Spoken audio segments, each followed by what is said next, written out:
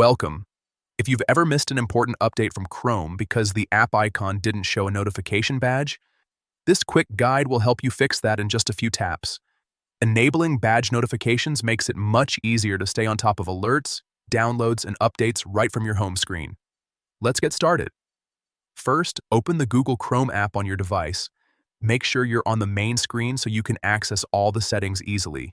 Next, look toward the top right corner of your screen and tap on the three dots. This opens the Chrome menu where all the important options are located. From the list that appears, select Settings. This will take you to Chrome's main settings page, where you can control how the app behaves. Once you're inside Settings, scroll down a bit until you find Notifications and tap on it. This section is where you can manage how Chrome sends alerts to your device. Now, make sure that Allow Notifications is turned on. If it's off, simply tap the toggle to enable it.